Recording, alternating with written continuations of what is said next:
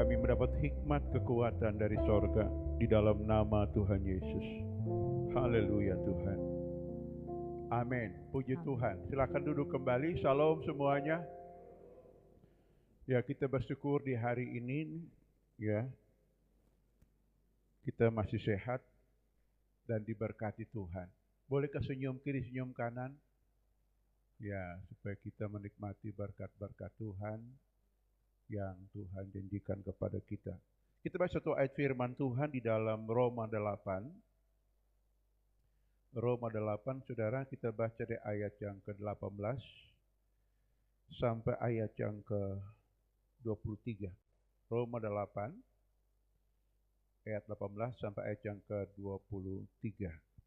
Mari diundang saudara semua berdiri, terbaca ayat-ayat ini dengan berganti-gantian. Sebab aku yakin bahwa penderitaan zaman sekarang ini tidak dapat dibandingkan dengan kemuliaan yang akan dinyatakan kepada kita.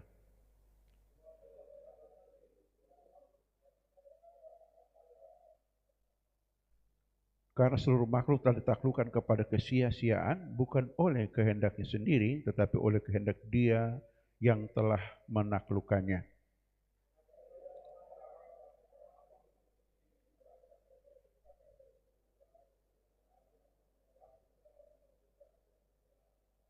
Sebab kita tahu bahwa sampai sekarang segala makhluk sama-sama mengeluh dan sama-sama merasa sakit bersalin.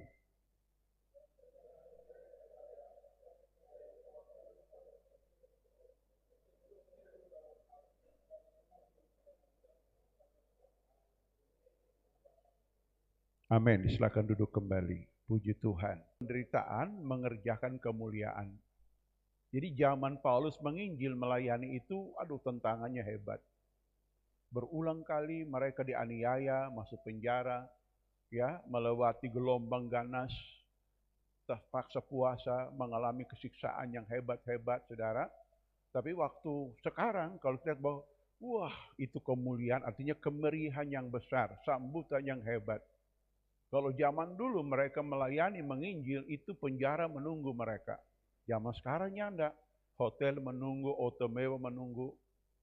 Nah ini artinya bagi ayat ini. Mengajarkan bahwa penderitaan zaman dulu enggak sebanding kemuliaannya akan datang. Iya toh, kemeriahan. Itu baru paus, saudara. Belum lagi kalau lihat di channelnya YouTube-nya Benny Hinn, saudara. Lautan manusia, saudara. Di stadion penuh sesak, saudara. Orang-orang mengalami mujizat yang hebat-hebat di berbagai negara di belahan bumi ini. Reinhard Bonnke juga begitu, saudaraku. Ya, di Afrika itu jutaan orang datang dilawat oleh Tuhan. Ya, bahkan orang mati dihidupkan, saudara. Itu terjadi dalam perkataan firman ini, saudara. Ya, dalam ayat 18. Sebab aku yakin bahwa penderitaan sama sekarang ini tidak dapat dibandingkan kemuliaan yang akan dinyatakan kepada kita. Nah ini. Ayat ini sama dengan kalau kita baca dalam Yesaya 42. Ya, Yesaya 42, saudara. Kita baca ayat yang ke-7, saudara. Yesaya pasal 42 ayat yang ke-7. Lihat, ayat 7. Ya. Untuk membuka mata yang buta, untuk mengeluarkan orang-orang hukuman dari tempat tahanan, dan mengeluarkan orang-orang yang duduk dalam gelap dari rumah penjara. Saudara lihat, saudara. Ya. Jadi penderitaan itu membuat orang dikeluarkan dari siksaan penderitaan. Terus ke bawahnya lagi, ayat 8. Aku ini Tuhan, itulah namaku, aku tidak akan memberikan kemuliaan kepada yang lain dan kemasyhuran kepada patung. Ini ngomong tentang kuasa Yesus ini, saudara. Ya, Yesus ya dalam penglihatan bahkan nubuat Nabi Yesaya. Lalu kita lihat selanjutnya, ayat 9. Nubuat-nubuat yang dahulu sekarang sudah menjadi kenyataan. Hal-hal yang baru hendak ku beritahukan sebelum hal-hal itu muncul, aku mengabarkannya. Saudara perhatikan, apa dampaknya, saudara? Tadi disebutkan orang banyak disembuhkan, dibebaskan, dilepaskan, sehingga terjadi apa? Ayat yang ke-10. Ayat 10. Nah, nyanyikan yang baru bagi Tuhan. Dan puji-pujian Dia dari ujung bumi, baiklah laut bergemuruh serta segala isinya dan pulau-pulau dengan segala penduduknya. Wah, di mana-mana pujian, penyembahan, keagungan bagi nama Tuhan, kemasyhuran saudara. Saudara, di zaman saya masih sekolah minggu, itu buku nyanyian terbatas lagu saudara. Dulu nama tahlil, habis tahlil nyanyian rohani, ya, dua sahabat lama saudara. Sekarang nggak bisa, orang bisa tulis lagu di buku lagi, nggak muat itu buku, betul tidak? Nggak muat, setiap minggu, setiap hari itu lagu baru muncul, betul tidak? Dari komponis yang terkenal sampai yang tidak terkenal di kebong-kebong, memuji Tuhan, betul tidak? Pernah nggak saudara duduk cuma bergumam, muncul lagu baru di mulutmu saudara, memuji kemuliaan Tuhan. Nggak usah kata banyak-banyak, kudus, kudus, kudus Tuhan semesta alam. Lagu itu saudara. Ini membuat lagu ini. Mengapa? Orang bersyukur atas jamahan Tuhan. Kesulitan yang besar, itu Tuhan dia membela dan Tuhan nyatakan. Lihat selanjutnya ayat 11. Lihat. Baiklah padang-padang gurun menyaringkan suara dengan kota-kotanya dan dengan desa-desa yang didiami Kedar. Perhatikan, Kedar ini siapa? Kaum muslim saudara. Itu Kedar. Anak cucu dari Ismail, itu Kedar, ya. Baiklah bersorak-sorai penduduk bukit-bukit batu. Ya, baiklah mereka berseru-seru dari puncak-puncak gunung-gunung. Wow, ini saudara. Ya, orang menginjil itu pokok taruhannya nyawa saudara, tapi hasilnya ada tipik sorak yang besar. Ini ya, firman Tuhan, Roma pasal 8 ayat yang 18 tadi. Ada sorak-sorai yang besar.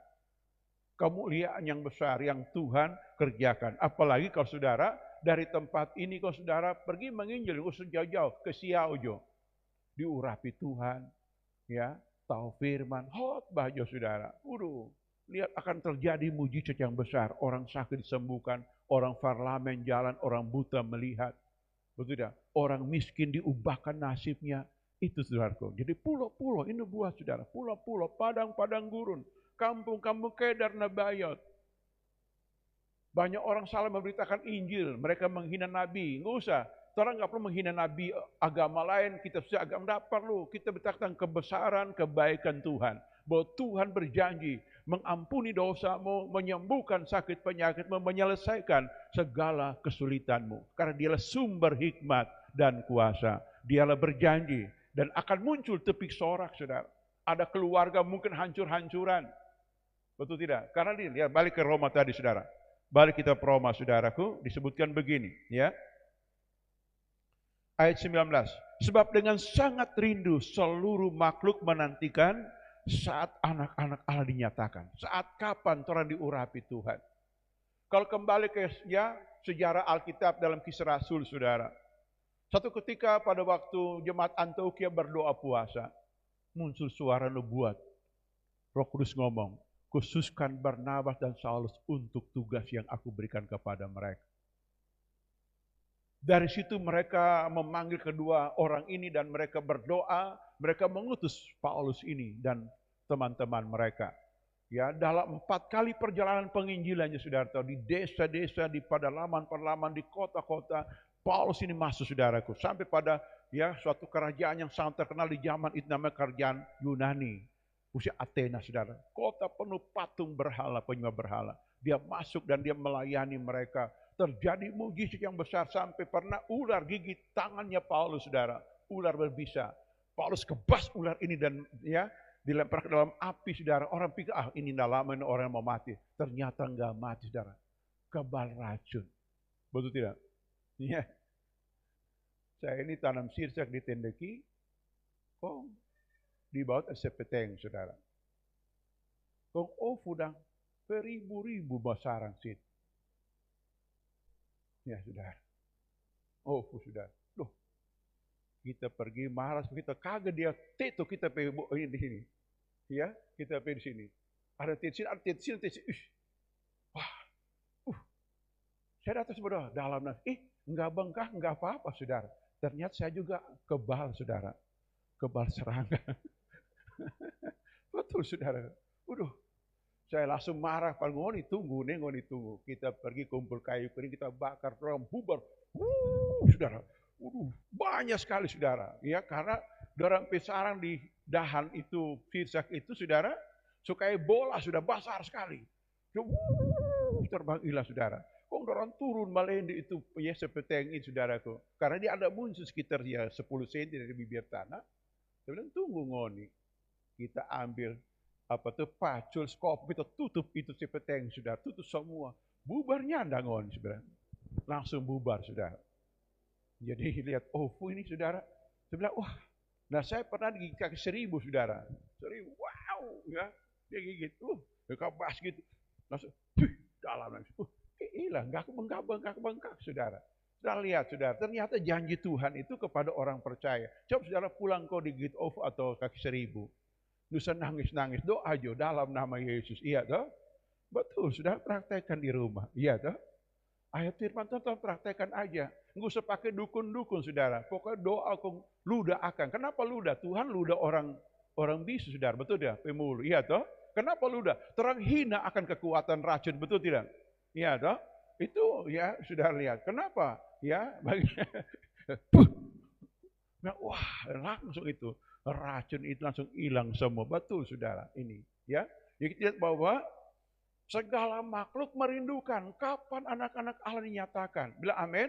Karena Tuhan mendesain kita lebih sakti daripada orang dunia. Betul tidak? Orang dunia bilang orang pintar, dukun, hebat. Enggak pakai penipu itu. Haleluya. Betul tidak? Engkau pernah disembuhkan dukun, engkau akan mesti doa pelepasan karena engkau akan jadi dukun juga. Kenapa? Roh dukunnya masuk, dapat urapan dukun itu. Betul tidak? Ya, saudara. Jadi kita lihat sini bahwa ini firman Tuhan luar biasa, saudara.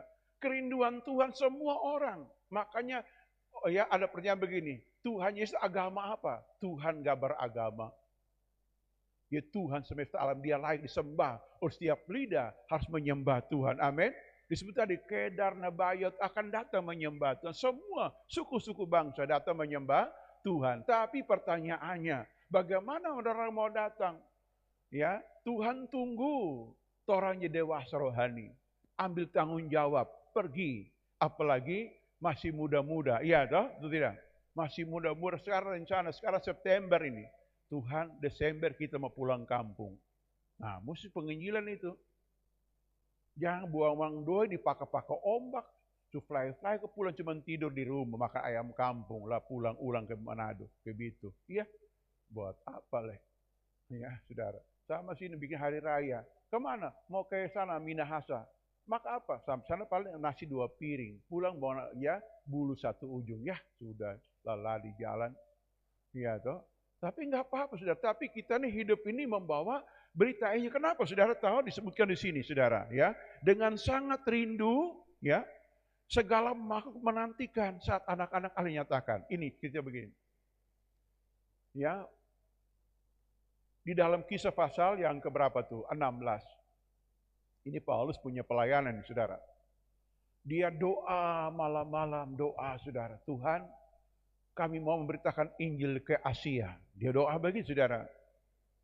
Dia doa, kamu mau ke Asia. Tuhan bilang begini, enggak. Kamu ke Eropa, ke Makedonia. Ya, lalu Tuhan juga ada tangan memanggil-manggil. Mari menyeberang, tolong kami. Tolong kami. Ini namanya, segala makhluk mengeluh nih saudara. Mengapa? Di Makedonia ini ada kekuatan sihir menguasai kota ini saudara. Ya, sihir mafia menguasai kota ini. Dan itu bisa dibebaskan dengan kuasa Tuhan, saudara. Boleh polisi, tentara, hukum turun tangan, tidak akan bakal selesai. Kenapa? Karena itu roh jahat bekerja. Betul tidak? Makanya Paulus tulis lagi, musuh kita bukan darah daging, tapi roh jahat, saudaraku. Nah ini, roh jahat diselesaikan dengan kuasa firman, kuasa Roh Kudus. Lalu dia datang, ya. Akhirnya dia berkata, tidak ke Asia, batal ke Asia. Orang ke Eropa sekarang, ke Makedonia. Orang nyebrang ke sana. Sampai di sana dia lihat, wah ada ibu ya. Dan dia, bagaimana cara penginjilan Paulus pertama, dia datang kampung orang, yang dia belum tahu kampung itu isinya apa. Dia telusuri sungai Kuala, saudara. Kuala. Zaman dulu, di kampung, bercuci di mana? Pakai mesin cuci? Nyanda, Kuala itu. Ya, umur saya masih muda, masih di Kuala cuci baju. Ya dulu perintisan gereja ini kami cuci baju di mana? Kuala dengan Tinus, dengan teman ada Yunsi, ada Opel P istri, mana apa? Melisa. Ya, Kuala. Sampai orang dapat kado besar-besar di tangan. Kenapa? Gara-gara Kuala sudah. Begitu. Nah, Kuala. Jadi pergi cuci sudah. Cuci baju. Paulus punya strategi begitu. Dia telusuri sungai, ada ibu babas sudah babas baju. Bebas. Oh, dia mulai share firman kepada mereka. Saudara bisa baca di Kisah pasal 16. Dia share firman. Habis share firman, lalu dia bikin KKR. Nah, saudara tahu, publikasi apa? Dukun publikasi. Waduh. Dukun ya, publikasi tidak begini. Datang, hadirlah, banjirlah, dengarlah. Orang-orang ini hamba-hamba Allah Maha Tinggi. Mereka mintakan Injil keselamatan. Bayangkan, dukun jadi publikasi saudara, pakai toa mungkin zaman itu ya, teriak-teriak saudara. Nah, lalu Paulus, ini bukan roh Tuhan orang ini nih saudara. Wah ya, setengah gila saudara. Lalu Paulus langsung penuh roh, dia usir dalam nama Herotonum, keluar dari ibu ini. Dia usir keluar, langsung normal kembali. Orang-orang besok hari ya datang meminta nomor, meminta nasib. Dia cembengong, ya kita lupa itu mantra-mantra. Akhirnya dihasut, Paulus dianiaya saudara. Saudara lihat, ini kisah pelayanan yang hebat. Menggambarkan tentang segala makhluk merindukan. Pertama, ada dua kerinduan di sini. Pertama, kebebasan dari dosa dan kutukan saudara. Penyakit dan masalah. Ini. Yang kedua, mau masuk surga. Ini ayat ini sebutkan ya. Ayat yang ke mana? Ayat 23 kalimat terakhir. Yaitu pembebasan tubuh. Nah ini. Ya, dua permintaan manusia. Biasanya masalahku selesai, penyakit disembuhkan, rumah tanggaku harmonis, uangku banyak. Itu permintaan yang pertama untuk kebutuhan hari ini. Kebutuhan dalam tubuh saudara. Itu tidak salah. Ya, saudara. Lalu yang kedua, biarlah aku waktu mati masuk surga. Kebebasan tubuh. Begitu. Ya, dua hal itu biasa orang minta itu. Kita mau terima Yesus masuk surga ke siang. Kita mau baptis penamaku terdapat di buku kehidupan. Kita mau bertobat tinggalkan dosa. Supaya kalau kita habis umur masuk surga. Ini akan ayat ini. Jadi ada dua permintaan. Dengan apa? Doa seperti apa? Doa sakit bersalin. Ibu-ibu pernah mengalami sakit bersalin, bagaimana rasanya? Aduh, kaki sebelah hampir mati itu. Iya betul tidak? Iya, baterai. Kita belum pernah melahirkan, tapi lihat istri melahirkan, setengah mati nih, ya. Maka paling marah kalau anak kurang ajar pak mama, iya toh, betul tidak? Harus doa saudara. Saudara pendengar doa orang sakit seperti itu, orang punya masalah, ya saudara. Ini gereja penuh lawatan Tuhan saudara, ya. Saya banyak melihat orang-orang punya masalah sampai merayap di lantai ini saudara. Minta tolong, mengerang, Tuhan tolong gua. So, paling susah kita nih. Mirip kayak Hagar berdoa waktu minta air minum. Karena orang sudah kehabisan air minum di padang gurun saudaraku. Enggak ada air lagi. Dan dia punya anak Ismail saudara. Ya, dorang duan kasihan anak ini sudah dehidrasi, kurang cairan, tinggal mau mati saudara. Itu Hagar duduk menangis, mengerang saudaraku. Tuhan tolong gua, jangan orang mati. Engkau berjanji anak ini jadi punya keturunan raja-raja. Lakukan. Nah itu Hagar pisampai saudara. Hagar aja saudara. Lalu muncul malaikat. Dia buka mata, lihat apa? Sumur di muka. Maka dia kasih nama sumur El Roi. Apa itu El Roi? Tuhan gembalaku. Roy itu gembala saudara. El itu Tuhan. El Roi. Tuhan gembalaku. Dia kasih sumur. Kasih minum. Wah dapat minum. Oh segar dong. Saya pikir cuma minum sudah. Enggak. Seberapa hari nggak mandi. Pas orang mandi cuci baju. Sumur sudah malaikat kasih. Nggak gali. Tuhan buka matanya. Lihat itu ada sumur di muka. Alkitab mengatakan begitu. Orang disebut sakit bersalin ini saudara. Mengerang, menjerit saudara. Oh Tuhan tolong gua. Bingung saudara. Hidup ini hanya sejauh doa. Kalau Tuhan berdoa kencang, percayalah. Tidak ada yang sulit bagi Tuhan. Amin. Betul tidak? Ada masalah Tuhan larang orang mengeluh, apalagi marah-marah, tidak perlu saudara. Orang punya solusi cara tepat, doa aja. Kalau doa pakai nangis di ruang tamu, malu, masuk kamar kau kunci pintu saudara. Betul tidak? Kau kasih nyala AC, kau doa ngarang Tuhan kasih, oh tidak lama itu, betul tidak? Tidak lama mau jawab pendata, betul tidak? Iya toh? Betul saudara. Enggak lama. Begitu. Waktu murid-murid lihat ombak besar dan dorang takut sekali. Masa nelayan lihat ombak takut? Iya toh? Angkatan laut ya bagaimana? Pol air lihat ombak takut enggak? Ya. Dulu Petrus pol air juga Petrusnya. Lihat ombak takut, betul tidak? Lihat ombak, kok datang Tuhan berjalan lagi? Dia nggak kasih tahu, nanti ambil siang kita berjalan nih. Enggak, Tuhan kasih tahu. Itu hantu. Untuk Tuhan nggak tersinggung. Mana panggil kita hantu? Mana? Dia langsung ya pukul itu Petrus pemulu. Iya toh? Tapi Tuhan luar biasa. Itu namanya cara mengajar ya Yahudi seperti itu. Kasih praktek dulu berteori dari belakang saudara. Tuhan nggak kasih tahu. Sebentar mau ombak, mau nip, nggak kasih tahu. Tuhan lihat tindakan mereka ini saudara. Mengeluh. Dalam doa, penyembahan, ratapan. Kalau terus berdoa masih santai, masih suruh-suruh, mari angkat tangan, angkat wajah. Itu belum mengerang saudara. Itu baru agama biasa-biasa, amin. Bilang kasih tahu, jangan jadi agama biasa-biasa. Haleluya. Nah, punya pribadi yang connect dengan Tuhan. Wah, mengerang Tuhan, tolong kita Pak. Kita mau datang, kita mau tolong, kita mau minta Tuhan pertolongan gitu. Dari hati. Enggak usah teriak sampai Faro, enggak perlu. Dari hati yang remuk. Saudara pernah masak air panas diceret? Pernah? Bagaimana waktu mau mendidih air itu? Air ceret kan di lubang kecil, tutup itu. Jangan coba. Kau bukan langsung dia meledak. Kenapa? Ada tekanan yang besar dari dalam. Itu makanya lihat doa orang yang bahas roh cuman komat kami. Ya saudara lihat ada kuasa besar. Kenapa? Karena Tuhan akan mengajar hikmat dalam penyembahan. Amin. Kenapa? Tuhan suruh kita menyembah dalam roh dan kebenaran. Artinya bukan menyembah dalam jiwa, dalam emosi, dalam perasaan. Tidak. Dalam roh. Kenapa? Menyembah sambil dengar apa yang dia ngomong kepada kita.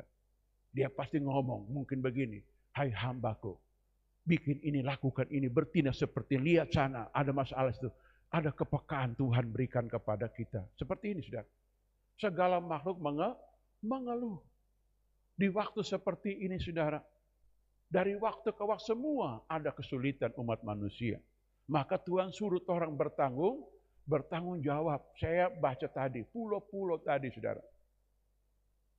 Ya, saya merasakan dulu saudara, suka menginjil ke pulau-pulau. Betul. Pernah ke pedalaman Toraja, saudara. Ini kesian yang lucu. Pernah saya sudah saksikan Toraja. Toraja sampai di Rantapau, lalu orang naik oto lagi sampai di kaki gunung, naik gunung, saudara. Jalan kaki sampai ke atas. Sambil pikul tas, saudara. Ini kaki sudah pegal sekali, naik gunung, saudara. Tinggi. Sampai di atas, saudara, orang ada kampung di atas gunung itu.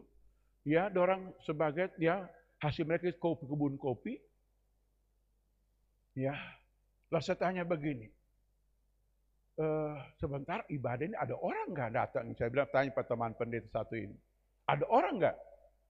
Lalu orang bilang begini, oh nanti banyak orang datang pendeta, banyak orang. Lah, saya bilang rumah cuma berapa biji ini? Enggak, dari gunung sebelah mau datang dari sebelah. Betul saudara, sore-sore jam 6 sudah datang orang, bawa lampu pompa saudara, minyak tanah pompa, ya, bawa terselop di mana? Selop dalam tas plastik kaki telanjang, saudara. Kenapa? BPC. Berjalan. Malamnya KKR, saudara, banyak orang disembuhkan. Saya tanya, saya khotbah waktu itu. Saya tanya, siapa sih ini yang sakit mau disembuhkan Tuhan? Gedung ya lebih separuh angkat tangan, sakit. Sakitnya aneh-aneh berat-berat, saudara. Kita lihat, terjadi tepik sorak yang besar. Zaman itu kita paling ya lupa bukan nggak ada memang karena HP ini HP hitam putih belum ada kamera dan jadi nggak bisa foto. Kalau foto begini kalau tertampil sudah lihat lucu-lucu memang betul. Iya tuh. Waduh. Yang jadi aneh lagi khotbah di Toraja di Perlaman ini sudah saya pakai bahasa Indonesia terus pendeta mencoba ke bahasa Toraja saudara. Jadi kayak kita Inggris begitu saudara. Bilang, wah hebat ini sudah. Nah, lalu ya malam-malam saya tanya begini, ada WC enggak? Mau buang air? Dorang bingung-bingung sudah. Aduh. Dorang bilang begini, terus sini kok biasa kok di Kuala, di bawah. Oh, aduh gimana, kok dingin, kok di gunung ini saudara. Ya, dia bilang, tunggu Pak, terus bikin WC rabu-rabu. Bikin WC rabu-rabu, model kayak apa nih saudara? Ya. Sejam kemudian dia bilang, WC siap. Saya pergi lihat, ya kas di tiang, karun pele, potong bulu miring dan kayak apa tuh kloset, pakai bulu kayak orang bikin saguer dan potong bulu miring. Jadi pokoknya buang kukis harus betul pas lubang itu, kalau lewat itu memang jatuh ke tanah. Nah, sudah. Itu pengalaman di pedalaman saudaraku. Wah indah. Ada capeknya, ada lucunya, tapi ada sukacita besar saudara. Banyak orang bertobat datang kepada Tuhan. Kayak pujian tadi Yesaya tadi. Pulau-pulau memuji menyembah Tuhan. Bersorak-sorai saudara. Ini betul. Betul ya? Halo? Nah ini, pernah lagi.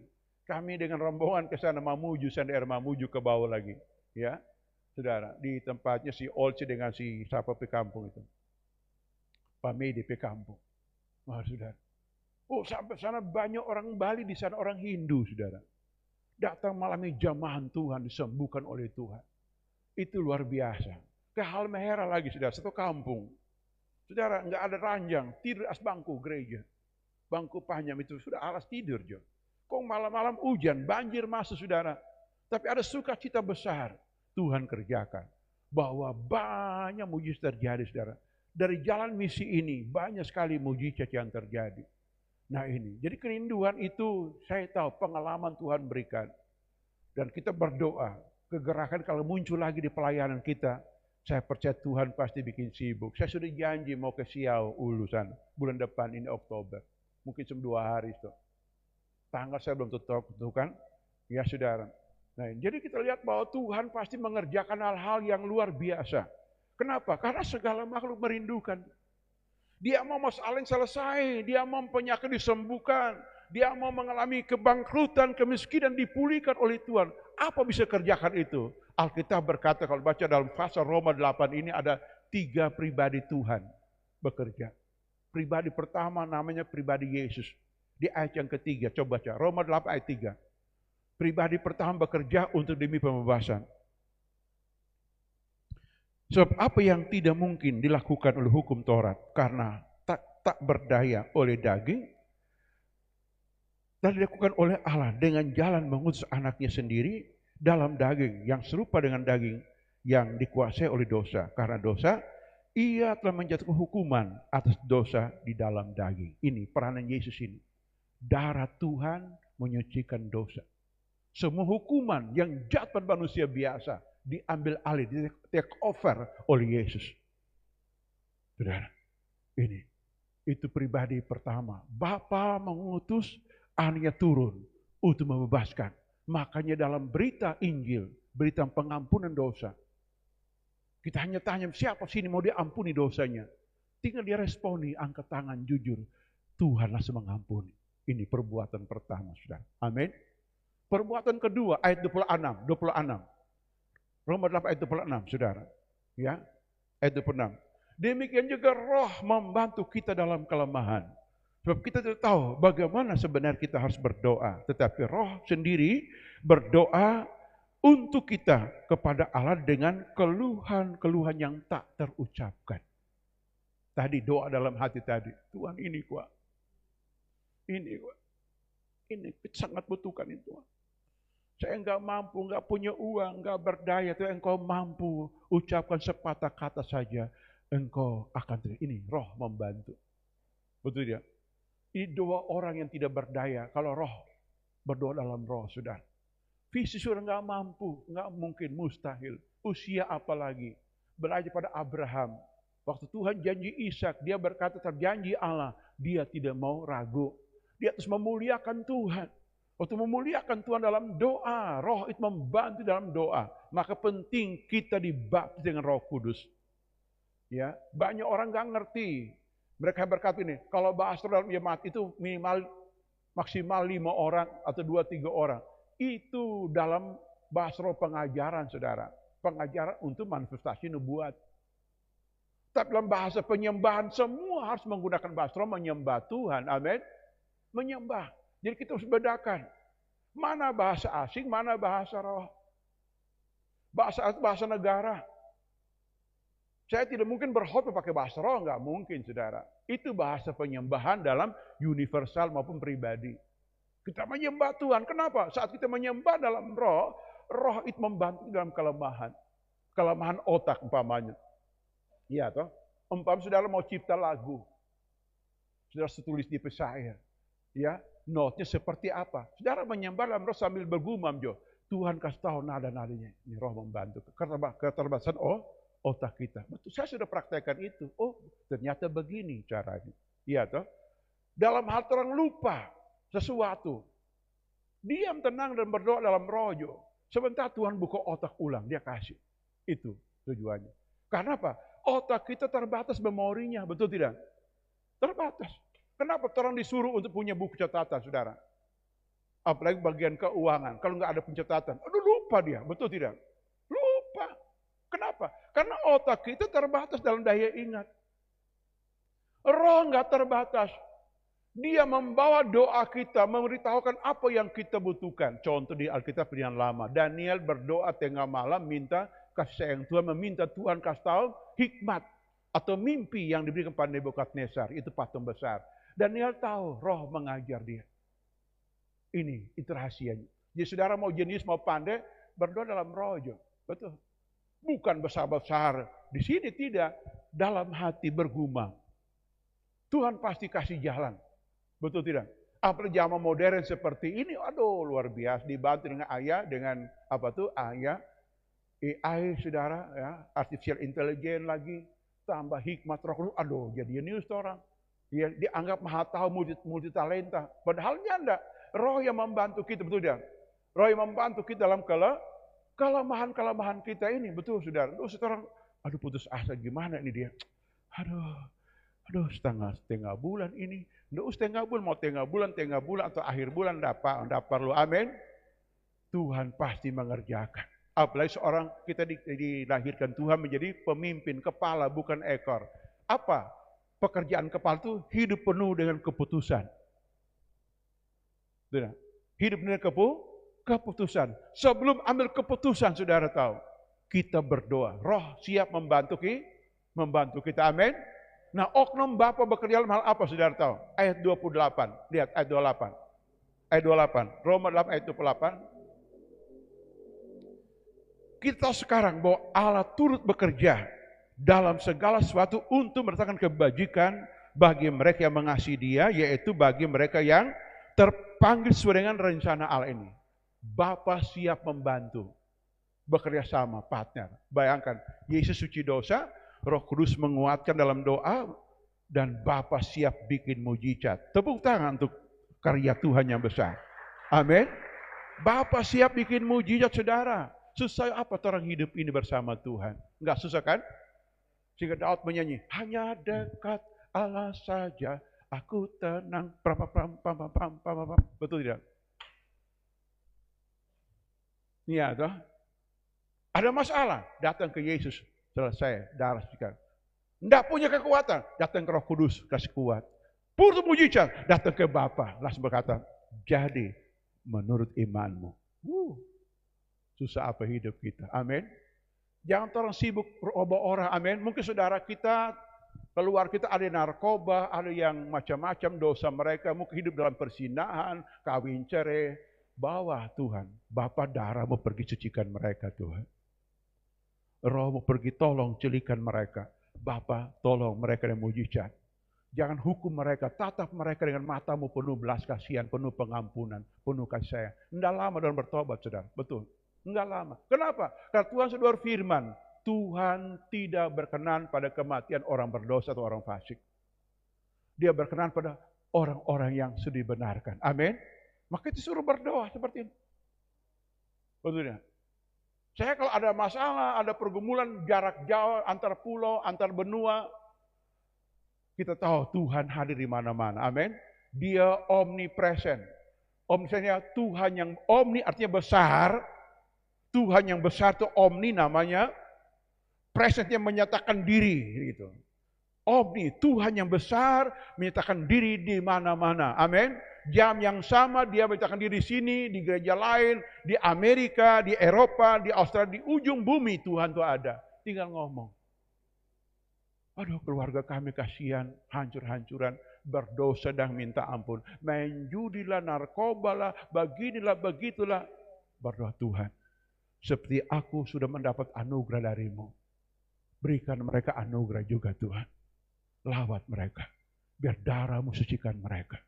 Saudara, enggak lama Tuhan pasti kerja. Amin. Atas doa kita, saudara. Doa kita lebih hebat daripada lintas signal. Kenapa? Roh bekerja dalam waktu yang bersamaan. Seperti perwira Kapernaum. Dia ngomong begini, ucapkan sepatah kata saja. Lalu dia pulang ke rumah, dia tanya begini, jam berapa tadi dia sembuh? Dia ingat, oh tadi kok jam itu ya Yesus ngomong, jam yang sama terjadi mujizat di rumahnya. Amin. Betul saudara, ini kita ngomong. Kita lebih hebat dari dukun apapun. Amin. Betul tidak? Ini karya Tuhan. Betul tidak? Roh membantu, membangkitkan, menolong kita. Bapa bikin mujizat. Aduh, takut apa?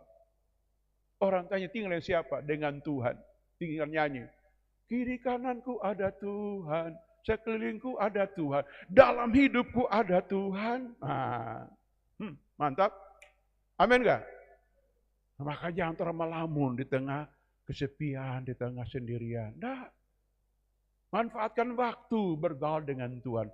Ada rasa bersalah, darah Tuhan bertanggung jawab itu. Enggak punya kekuatan, Roh Kudus bertanggung jawab itu. Butuh pertolongan, Bapa bertanggung jawab itu. Selesai masalah kita. Betul ya? Ini bukan bim salah bim, saudara. Ini inti bergaul dengan Tuhan. Betul? Amin. Tatkala pengalaman itu orang dapat dari Tuhan, maka Tuhan beri yang begini. Sekarang kamu pergi pulang kampung. Desember ini. Kesempatan. Bawa beras barang 10 kilo, terigu 5 kilo, pulang bikin bolu pisang, lalu makan rame-rame, sesudah itu baru mulai beritakan Injil pada orang. Selesai toh? Tinggal ngomong. Saya dulu, bapak, ibu, mama, tante, om, adik, kakak tahu, kita paling nakal toh? Ngomong begitu. Itu dalam kesaksian. Kita paling nakal, paling rusak di kampung ini. Lihat sekarang, kita sekarang sudah diubahkan Tuhan. So baik, ramah, sabar, doi banyak. Nah, buktinya kita bawa beras 10 kilo. Bawa tepung, termakan bolu pisang sekarang. Cara bagaimana? Datang ke darah Yesus. Bertobat, datang ke Tuhan. Darah Tuhan menyucikan. Nanti Roh Kudus akan tolong dalam doa. Mari saya doa, engkau penuh Roh Kudus. Engkau akan menyembah Tuhan. Engkau akan bersekutu dengan Tuhan. Dan engkau akan lihat Bapa bekerja. Dan engkau akan saling, ya semakin jatuh cinta. Betul? Jatuh cinta. Kita punya ponakan satu bernama Tinus. Dia dulu masa puber muncul, dia tulis di mana-mana di tembok gereja ini, di luar atap. Teen love, teen love, teen love. Teen love ini apa nih sudah? Baik, ya. Mungkin ada tulis masih ada di umur usia SMP gitu ya. Dia tulis teen love, teen love, teen love. Gitu. Ini gambarannya apa saudara tahu? Ya, gambarannya apa saudara? Kita jatuh cinta dengan Tuhan. Tadi 28 tadi. Bapa turut bekerja bagi orang yang mengasihi dia. Iya toh? Sekitar namanya, ku jatuh cinta padanya, tambah dan dalam, tambah dan dalam lagi. Oh betul dia. Kayak orang-orang Nusa Utara toh. Tambah dan dalam, tambah dan dalam. Begitu. Amin gak? Gitu. Ya, setan bisi dan setan berkata, tambah dan dalam. Masalah benar. Tenang. Sesudah aku menyembah Tuhan, Tuhan ambil alih masalahku. Amin, amin, amin saudara. Itu rahasianya saudara. Betul dah. Betul dah. Praktekkan saudara. Wah, lihat om itu tante sana. Enggak pernah susah kita lihat. Kenapa? Uang banyak toh. Nyanda bukan uang banyak. Jatuh cinta dengan Tuhan. Amin. Mengasihi Tuhan. Tuhan turut bekerja.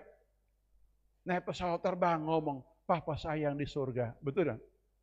Turun naik pesawat sama-sama. Jaga nih, jangan turbulensi. Ya toh? Jangan turbulensi. Karena memang kalau jatuh ke bawah, nggak ada ampas Tuhan. Dan tidak mungkin orang mati memuliakan namamu. Mari naik pesawat sama-sama. Ya, 3 jam kemudian, ya saudara, pilot umumkan, kita akan mendarat. Oh puji Tuhan. Sampai di Cengkareng, Jakarta. Penumpang sekalian, kita tiba di Bandara Internasional Soekarno-Hatta, Tangerang, Banten. Ya. Nah, dengan selamat sentosa. Waktu naik itu pesawat kalau mau ini, pakai ini, pakai ini, pakai ini. Nggak pakai itu, tangki darah Tuhan. Nggak boleh macam-macam pesawat. Iya toh? Betul tidak? Tuhan bersama kita, tidak? Bersama Tuhan lakukan pekerjaan yang gagah perkasa. Daud sampai ngomong, saudara. Ngomongnya apa? Bersama Tuhan kita lakukan pekerjaan yang gagah perkasa. Dia sini menginjak-injak semua lawan kita. Amin. Sehingga orang biasa, anak desa bisa melakukan pekerjaan yang besar. Bukan karena dia bisa, karena dia mengerti pikiran Tuhan. Dia melakukan apa yang Tuhan perintahkan. Dia mau datang kepada Tuhan, merasa nggak layak, ada darah Tuhan menyucikan. Tinggal nyanyi sambil bertobat. Darahmu sucikanku, darahmu bebaskan. Oh, semua memori jahat dihapuskan semua. Ikatan-ikatan dibebaskan semua, saudara. Ya, toh? Lalu tinggal nyanyi lagi. Haleluya. Biar awan kemuliaanmu. Wah, tercurah melimpah Roh Kudus tolong dan semua. Dan mujizat Tuhan terjadi, mujizat besar-besar. Hebat enggak? Hebat, saudara. Betul? Amin. Dunia sekarang banyak saingan. Orang banyak mungkin lari kuasa gelap. Di rumah mereka gantung tanah, pakai kain merah, taruh boneka, taruh baterai, kempangnya begini. Datang dia.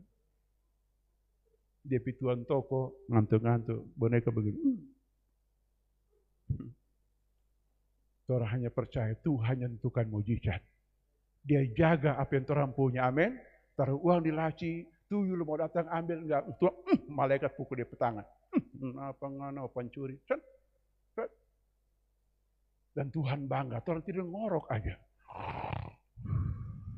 Dia jam 5 pagi. Puji Tuhan. Melewati malam yang rahasia. Aku bisa tidur, terlelap. Tubuh segar, bangun pagi hari. Amin? Amin enggak? Tapi coba, enggak ada dengan Tuhan di hati. Nusa iblis datang juga. Tuh saja garu loteng, saudara. Aduh, penasu itu, saudara. Tengah malam tuh garu-garu di atas. Bangun lagi cari-cari. Pulang langsung nggak bisa tidur. Akhirnya sudah ambil HP kok online sampai pagi aja. Pagi hari bangun, sepusing-pusing sempoyongan. Tinggal Roma Irama nyanyi. Jangan selalu banyak bagadang. Muka pucat karena darah berkurang. Orang kalau muka pucat, darah berkurang, emosi tinggi, saudara. Kalau emosi tinggi, bikin salah banyak tuh. Dikit-dikit marah. Marah kok sedikit, saudara. Ya, wah itu terjadi, saudara. Emosi tinggi, saudara. Tapi kalau kita mengerti rahasia ini, bersama Tuhan, tidur tentram. Ya, toh? Kalau pikiran masih negatif, ragu-ragu, tumpang tang dalam nama Yesus, damai sejahtera Tuhan masuk. Kemenangan, masuk pelindungan Tuhan nyata. Dalam Yesus masuk. Lepas tangan rabu-rabu, kau mulai mata turun, kau Tuhan bangga. Ya, malaikat jaga dia, tidur itu kita anak. Tidur. Dia tubuh segar besok pagi, dia kerja, dia sukacita, orang lain melihat kemuliaan dalam dirinya. Amin. Amin enggak? Betul tidak? Halo? Betul tidak? Halo, mengerti? Oke, jadi kita lihat sini ayat ini mengajar kita, saudara. Semua orang mengeluh. Ingin masalah selesai. Ingin masuk surga. 2 hal ini. Jawabannya di mana? Saudara dan saya disuruh Tuhan memberitahukan tentang kebaikan Tuhan. Kebaikan pertama, dia beri darah anaknya menyucikan kita. Kebaikan kedua, dia memberi Roh Kudusnya untuk menguatkan, menolong kita dalam doa dan kekuatan. Kebaikan ketiga, dia sendiri bikin mujizat untuk kita. Susah apa hidup ini, saudara? Mau pergi lakukan? Sehingga manifestasinya setiap lorong-lorong memuji Tuhan. Iya toh? Kita ganti semua. Saya dulu menginjil di Bitung ini di rumah makan Kota Mars. Ibu Dian, mungkin dengar dia di mana di Bali tuh. Si Dian ini. Wah, dia pergi tempat diskotik.